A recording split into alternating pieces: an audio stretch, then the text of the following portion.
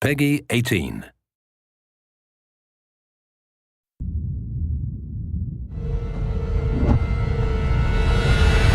Over the last few months, we've followed the very talented Tomb Raider team through some of the most ambitious and innovative game development the industry has ever seen. In the next few days, they submit the final code for certification. If they pass, game ships on time and everyone gets a much-deserved sleep. If they fail, well, let's not talk about that. I'm Zachary Levi, and these are the final hours of Tomb Raider.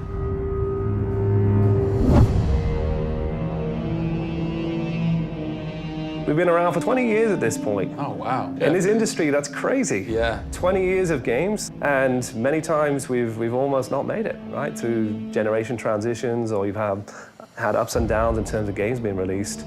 And for us to still be here, making games and being competitive, it's amazing. Is this pretty typical for you guys to be in the last week and really all you've got left are these little bugs to do? Maybe it's a few hundred still left to go. The team's cranking them out.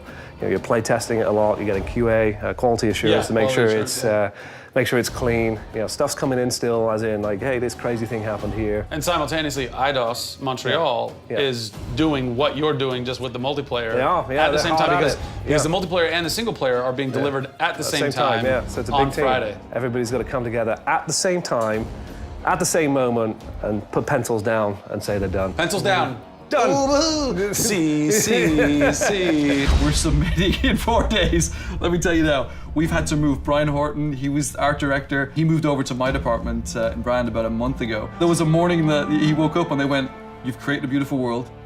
Now step aside." So my job is I'm working with a very talented team in the brand to make sure our screenshots are good, to make sure we have covers for magazines, Posters, to make sure we have posters. Stuff, right. There's a lot of materials, just like in a film. Yeah. Where when a film's done and in the can, Yeah. you have to sell it to people. You have to let them know what's cool about it. Yeah. Listen, I'm coming to get you. I'm going to get you out of there. I promise, Sam.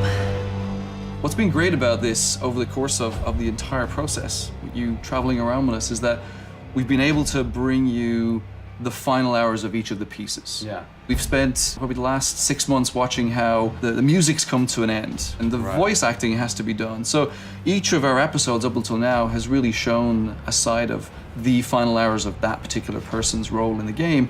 And now everything's come to a head where we're submitting the game this week. The guys are tirelessly working. You know, the guys have literally, at some cases, slept in the studio.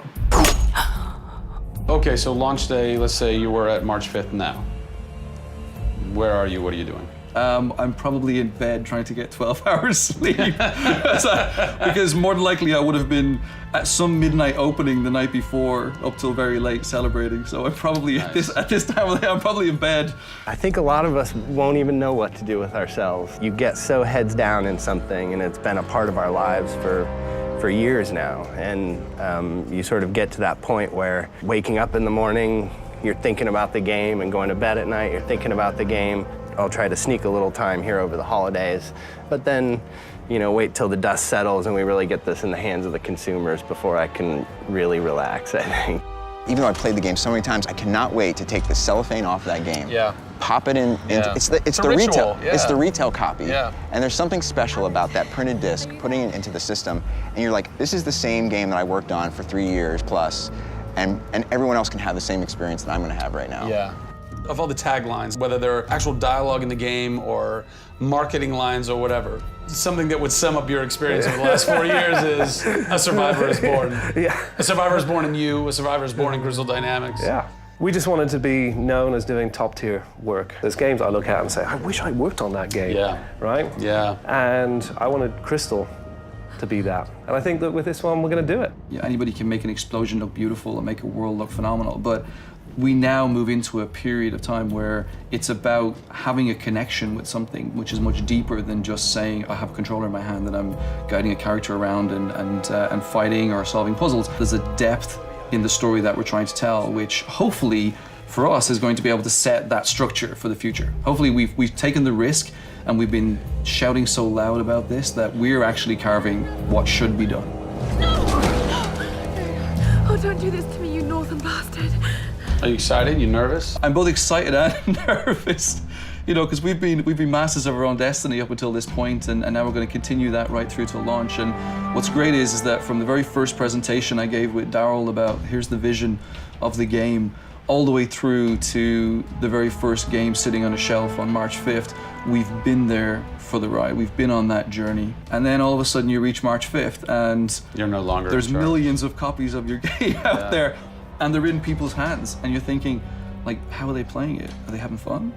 What are they saying? What are they going to do? As soon as they put the controller down, what's the next thing for them? Do they want to tell people? What do you want their response to be? I hope those people see that the story we've built and the foundation we've built is one that will last a long time.